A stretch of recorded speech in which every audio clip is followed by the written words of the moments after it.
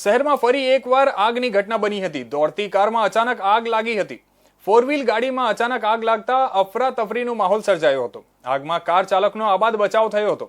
આગમાં કારને સંપૂર્ણ રીતે બળી ખાખ થઈ ગઈ હતી। સુરતમાં આગના બનાવોમાં સતત વધારો થઈ રહ્યો છે। પાંડેસરા વિસ્તારમાં આવેલા દક્ષેશ્વર મહાદેવ મંદિર પાસે રોડ પર કારમાં આગ લાગી ગઈ હતી।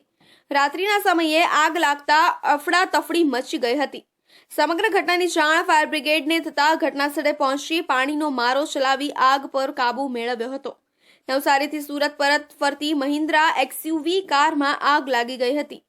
દોડતી કારમાં અચાનક આગ લાગી ગઈ હતી। આમ બોનેટમાં આગ લાગ્યાની જાણ થતાં જ ડ્રાઈવર સલામત રીતે નીચે ઉતરી ગયા હતા। કાર માલિક હિરેન પટેલ નીચે ઉતરી ગયા બાદ સંપૂર્ણ કારમાં આગ લાગતા જ્વાળાઓ ઊંચે સુધી ઉઠી હતી। ફાયર બ્રિગેડના અધિકારીએ કહ્યું કે પાંડેસરા વિસ્તારના પ્રેમનગર પાસે ઘટના બની હતી। આગમાં કાર ચાલકનો આબાદ બચાવ થયો હતો। ફાયર બ્રિગેડની ગાડી ઘટના સ્થળે પહોંચી પાણીનો મારો ચલાવી આગ પર કાબુ મેળવ્યો હતો।